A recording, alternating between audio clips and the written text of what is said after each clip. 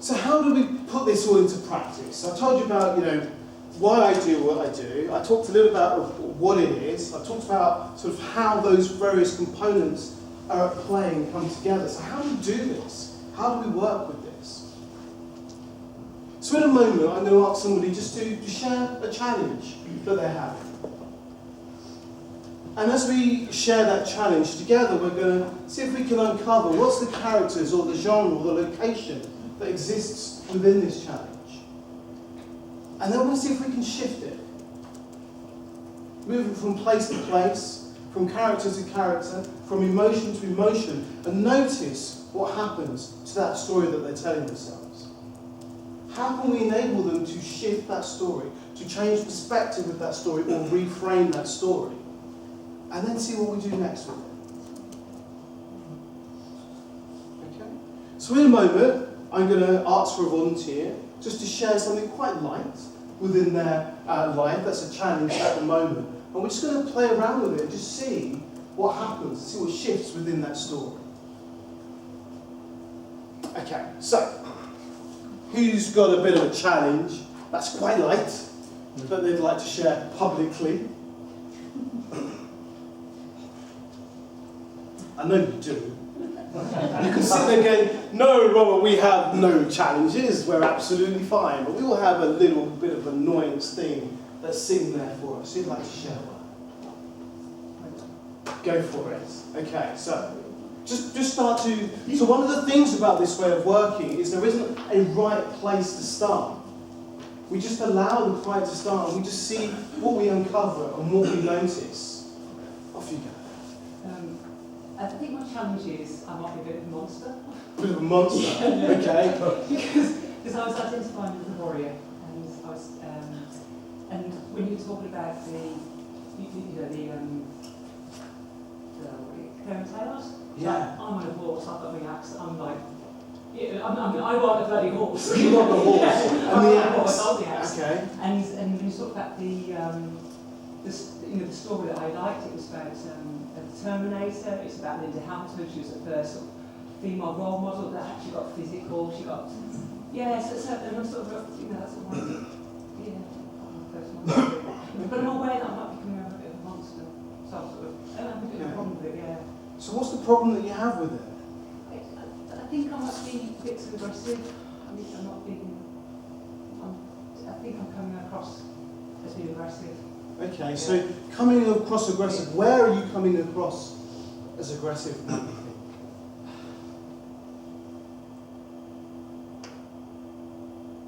going to say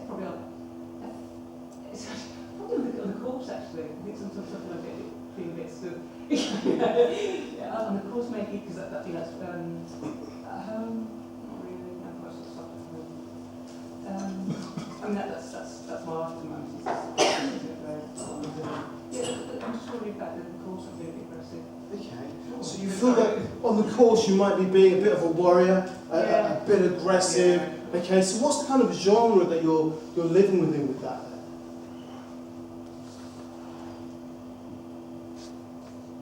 No, I think that there is. I'm coming out of a horror. Okay. Yes, I'm coming out of a horror. So that's. Yeah, I think that'd be. Yeah. So there you are. You're coming out of this horror. Yeah. And you're being a bit of a warrior. Yeah. Okay. Now, one of the things that I start to notice here is perhaps the way out of that horror is to be the warrior. Perhaps that's a way that you need to be to get through that other side. So then I start to wonder, and we're doing this in fast forward in terms of coaching. Then I start to wonder, okay, so if you're being that warrior in that coming out of that horror, what would you like to be coming into? To be, I think as a coach, I would like to be more relaxed and more compassionate, serenity. It's just a sort of I'm looking for a sort of calmer. That I have been. So that's. I don't think there's one that really. I think there's one that actually. More peaceful and more available for the clients. Yeah. Calmness, sort of relaxed. So I have to let go before. I actually quite like being thinking of warrior. So here's the thing, you don't have to let go of the warrior. Here's the thing, because the warrior doesn't have to just be swinging their axe around and killing people. The warrior can be, can be practicing, it can be working on their art. The warrior can be focusing and practicing and getting better at what they do. They can be calm within themselves, knowing that that necessity to take action is there, but they don't need to take it all of the time. So perhaps it's not about shifting any of these characteristics, but just kind of recognising how else they can play out. There was a hand at the back there. Yeah, just a question. So I'm not a practitioner of coaching as yet. So just like to understand, if you want, so when do you think you can be a coach? So my idea is, if you want to coach somebody, is you need to get to first as a coach to a peaceful place. I mean, self-conscious, getting over your fears and so on. So believe in yourself and such. Otherwise, how am I supposed to help anybody else? Well, I don't know if we get over all of our fears in order to help other people. I think we're always on a journey around that. So I don't think there was a moment where we go, right, I've done all these things and now I can be the coach. I think coaching is a journey that we're accumulating those skills and those ways of working as we move forward on that coaching journey. And so I think once we start to understand how to, on the course and our foundation weekend, we spend time looking at, well, how do we hold space and how do we ask questions and how do we deeply listen to what somebody's saying? And that's the moment when we start talking about being coaches. So perhaps being a coach is being able to identify those abilities or those qualities and take those forward. I was into that as well. And it's also identifying the areas and the things that we can't be, so that we are able to fix them, to be able to be with them in a way that we can help our clients. Yeah. And come to us with those problems. We should be able to be that monster or whatever that shadow size. Yeah. And I think part of being a coach is being able to recognise what's coming up in us and go, okay, so how do I deal with that? How do I manage that and not just allow it to exist? Yeah. Sorry, can I add to that as well? I've worked with a life coach for a year now. He's based in New York. He's absolutely incredible. What I've realised is that, yes, you may have your fears in life, but when you're in that session with the client for 1 hour, his mantra is, I'm truly here to be helpful. And he locks away all those fears, and then he only focuses love towards me and understanding and compassion for me. So that's really helped me as a client. So I don't think there's a start point where you go, right, now I can be the coach. I think it's an evolutionary thing. We're growing towards that. Yeah. I think the fear actually makes you as a coach as well. It's part of you. And it's part of your narrative, which, you're not coming across as fearful, but it makes you kind of real, doesn't it? Yeah. There's that kind of, you're a real person and you're always going to have some sort of thing. There's always going to be something that makes you more compassionate, Does that make sense? Yeah. One of the things that they were talking about at the summit was this idea of courage. So recognising what your fear was, but being able to move through that and continue to do the things that you want to do. I think as a life coach, you're living your life in that way as well. You're living a courageous life where you're going, okay, these might be my challenges, but how do I move forward with those challenges and don't allow those fears to hold me back? So now when you think about this idea of this warrior, and the warrior being a monster, but having a look at possibly the other sides to that warrior, what are the sort of thoughts that come up for you? I can see a far more thoughtful warrior, a more experienced, older sort of warrior that thinks it's so much more so. Yeah, cool. Lovely. Thank you. So the sort of warrior, for me, I can relate to what they were saying, like passionate. I can't beat down doors at work because I care about the cause and function. Be a bit more measured and soften my approach, but actually I'm in my role because I'm passionate, so I often have to check in because I'm not worrying with my friends. They're after me. I'm in a completely different role. I'm in that role, but I have to check in, but that's something I'll probably work with a life coach when we do the training. It's just because it's on my mind all the time going, I've got a big pattern. I've got the accent and hey everyone. So what comes up for you is that the worry comes out and you want to take it with its head off, but when you're out with your friends, that's not what's being triggered for you. Yeah. And then perhaps if we start to think about, well, how do we shift some of these things around? So how do we think of our work environment as maybe as our friend environment? So it triggers something different within us. So we're not waving our axe around to take off hands, but we think about, well, how if we treat these people as our friends? What shifts within that? How is that different? Yeah. Well, I think you can also be a graceful warrior. I think great examples like Gandhi, he got knocked out so many times, no hit anymore. That's graceful. Yeah. And there's kind of like Nelson coming out of prison as well, who just did. So graceful. Graceful warrior. And it's about what's working for you in the situations that you are in. And where you're finding yourself stuck or challenged or confused, going, okay, how can I shift some of these things around? How can I live my life, instead of living it as a thriller or a horror, how can I bring a bit of fantasy to my life? Or how can I bring a bit of comedy to my life so I'm living it in a slightly different way, so I can get a different perspective on how I'm seeing what's going on for me? So have we got another challenge in the room that we can explore? I have a challenge. Go for it. My challenge is that it's with my daughter, who is in year 11, and she's in the middle of, well, not in the middle, but she's going to do GCSEs at the end of the year. Academically I've been successful.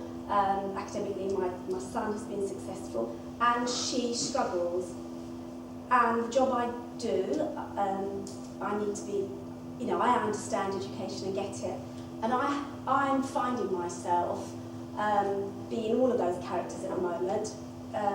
Because she struggles and I want her to do so well, I go through the sovereign, don't worry, we will be fine. And then I go through the worry a bit and say, but if you're not fine, I sort of won't be happy.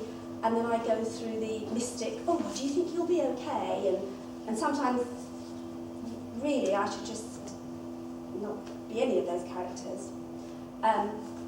So I suppose in the genre bit, I'm acting out a bit of adventure and horror in a way, but really putting I'm so conscious of putting anxieties upon her. So when you think about those genres, and you talked about how you were there was a bit of a horror in there, how else could it be in that home family relationship to create something different? I don't know. So what's something that you might try out to play out and just see what would happen? I don't know. I think as a coach, what would I do with someone like me? And I would just sit and listen. Hope the questions would come.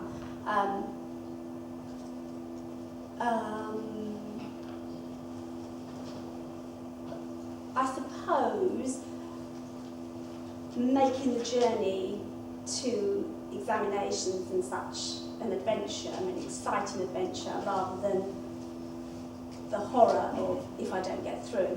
So it should be an exciting adventure.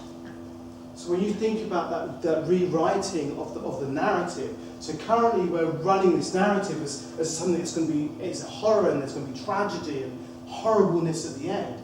But if we shift it and think about, well, what's the excitement that lives within there? Then what's the shift that takes place within that family environment? What's the shift that takes place in her? Where does that anxiety go that was once there? Does that shift and fall away? But I'm not saying it's as simple as just play out life as if it's an adventure and everything changes. But that might be a place to begin to see what happens. I mean, the idea of the adventure is an amazing one because, we're always talking about people don't get out of the comfort zone, okay? Because what's outside the comfort zone can sound very negative and overpowering. Whereas if you can substitute the name of the idea of adventure, then that opens up much more opportunities for people. Yeah? Yeah.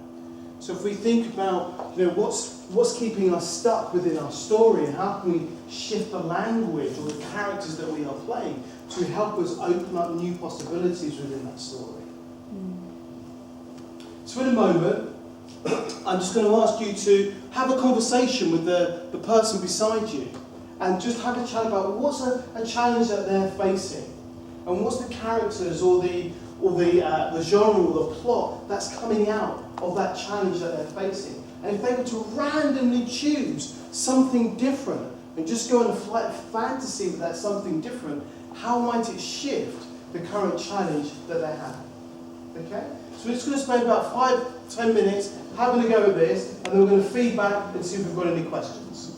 Off you go. What did we notice? What came up for us as we played around with that exercise? Yeah. I had something really interesting actually. I've got 2 jobs, but in one of them I have like a compliance role, and I'm kind of like a sovereign. So I was talking about how it kind of turned into a bit of a horror because everyone's screaming at me because I was having to get people to follow the rules. So I thought about how I could change the energy a little bit and maybe talk about things as a comedy. So I was saying to my lovely Becca that I could talk about how, we're here again, maybe you want to spend more time with me, and I'm trying to make the situation more of a kind of a comedy. And I was thinking by doing that, I wouldn't necessarily be playing the plot of the comedy. I'd actually be overcoming the monster, which is what my overall goal is. I want to shift people into new behaviours. And although I'm using comedy, I'm going to get to what I really want. Cool. That was quite interesting. Lovely, thank you for sharing. Great stuff. So by playing the comedy, you've got to overcome the monster. Lovely. Rather than the sovereign, which you think I can do that. Yeah. Great. Good stuff. Thank you. Thank you. Yeah.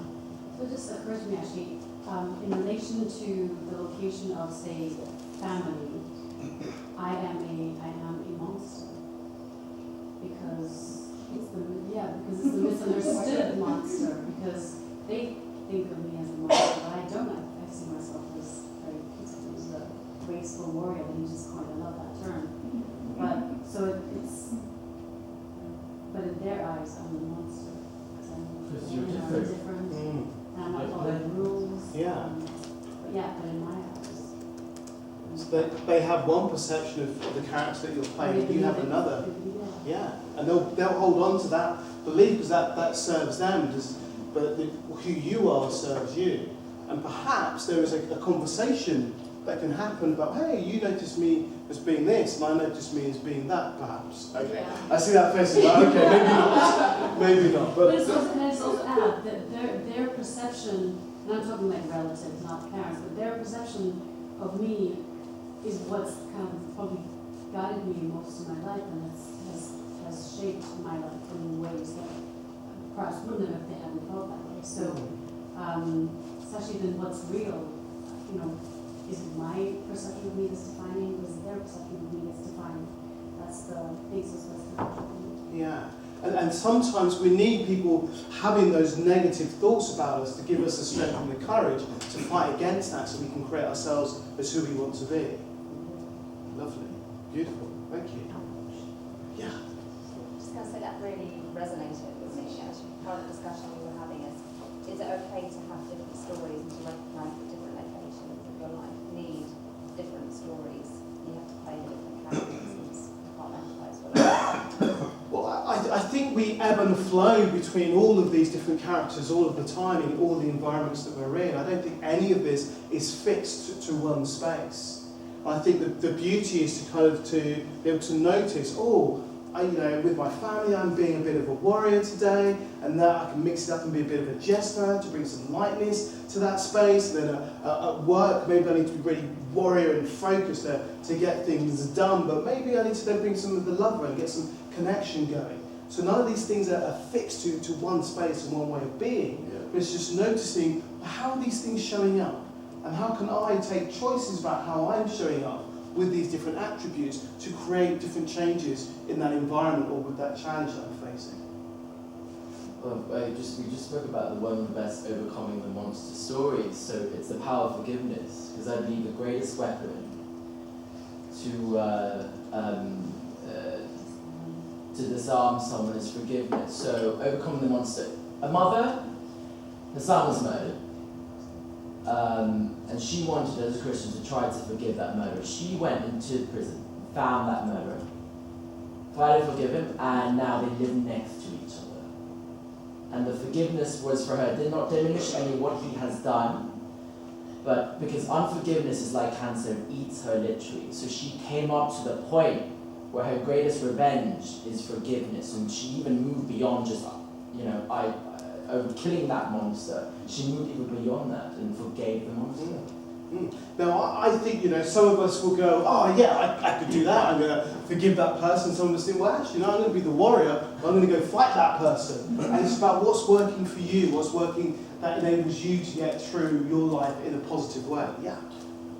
I'm wondering how you put your work in traditions that are around it. For example, some of the things you said remind me a lot of Eric Burn's scripts or narrative therapy, which shares half the title with you. Do you locate your situation yourself in certain tradition or lead?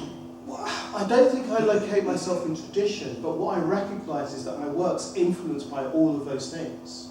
So I recognise that my work's influenced by the scripts and the transactional analysis stuff. I recognise that my work is also influenced by some of that performance coaching stuff that sits within me.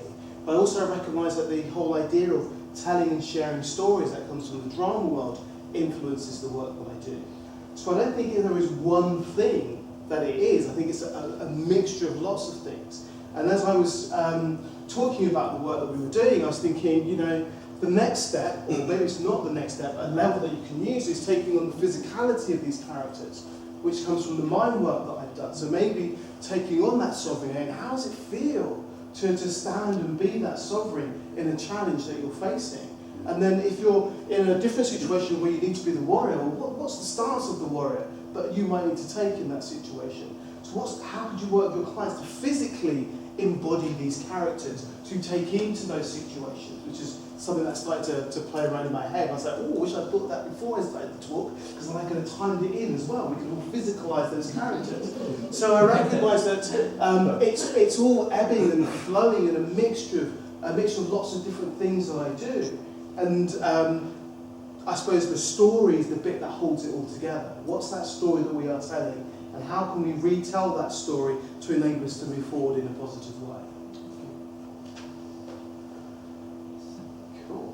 That feels like a nice rounded note for me. So at this point, I'm just going to go, are there any reflections or questions that people would like to ask or share at this moment? Yeah. Usually this is the young people I work with. Some of it, yeah. So a lot of the work I would do with young people is this idea of telling stories and creating new stories and playing out different characters, trying on characters to see how those characters sit and feel for them. So when they're working with their challenges, they can notice, well, how do I need to be differently in order to deal with this challenge? I just had another reflection that came from our discussion we had. So I found the genres particularly interesting. That's also really resonated with me, reframing personal challenges, those genres.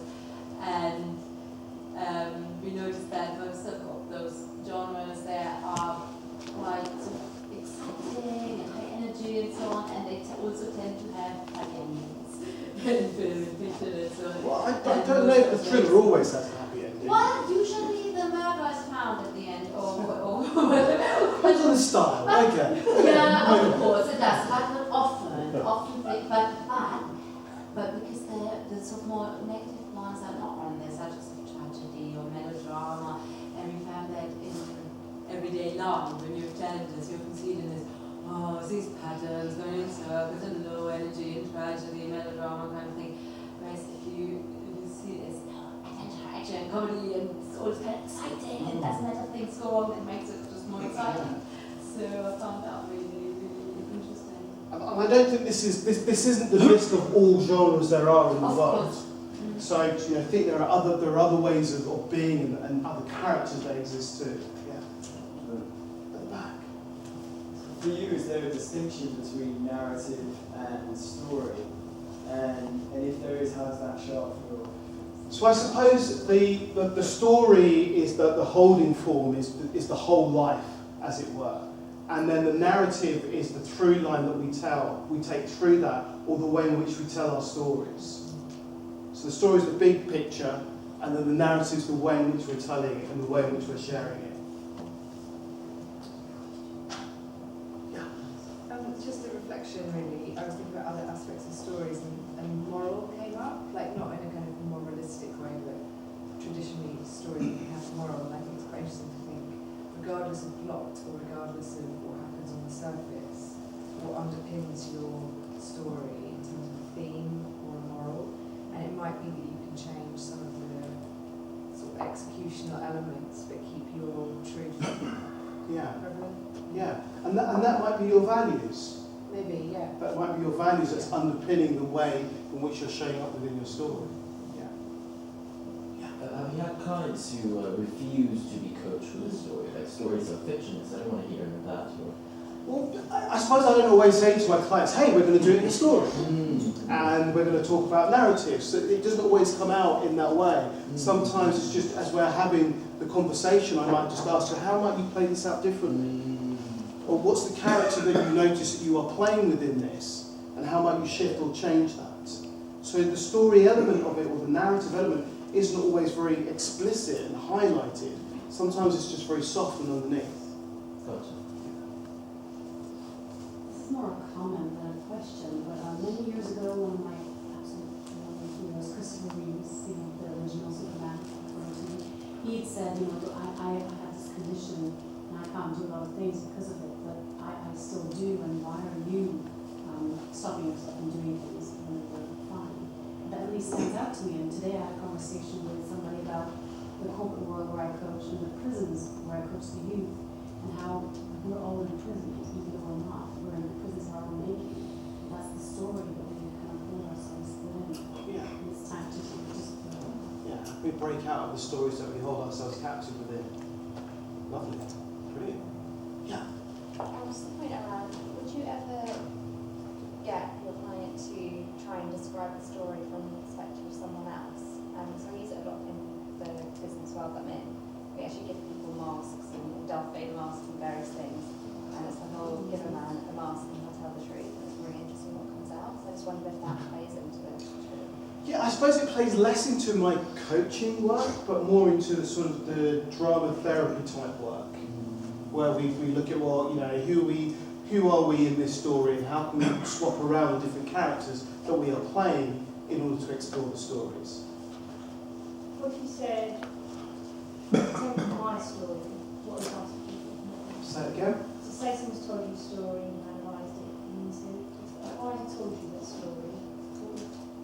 So then you don't need third person when somebody looks at something and take yourself out. Because often we've got the advice and our friends just mirror back what we need to hear, what we told them 3 weeks before. Is that kind of helpful to say, what would you say to me if I told you that story? Yeah, if I told you the story, what would you tell me? Or sometimes you might say to your client, if you were to place your story over there on a screen and watch it played by actors, what would you be telling those actors, or what would you be noticing? So you shift the perspective of the story so they're not in it. Because sometimes when we're in the story, we get caught up within the emotions, and so we can't see our way out. But when we can take ourselves out of the story, we can see it in a different way. Yeah. I'm kind of curious because, of course, the talk is about towards a positive narrative. So this aim is to bring people into the positive. I mean, I always think there was a negative, but do you understand? For me, I'm kind of curious about sometimes people need to be in the negative to really explore it, stay in it, smell it, so it so stinks that they can eventually move out of it. Yeah. But I think it's a bit like what somebody was saying earlier on about this idea that they've been in a horror and now they were in a rebirth.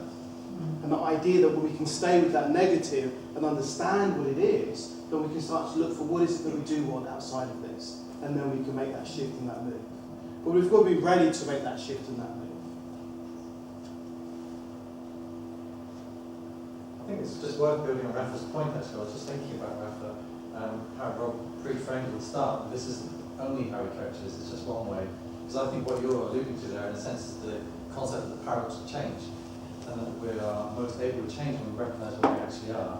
Yeah. And of course, there's sometimes you need to then go, well, how do I shift from where I am? And I think what Rob's offering here is that potential shift moment really.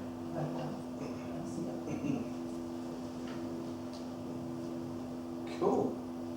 Lovely stuff. Well, I'd like to thank you all for coming along this evening.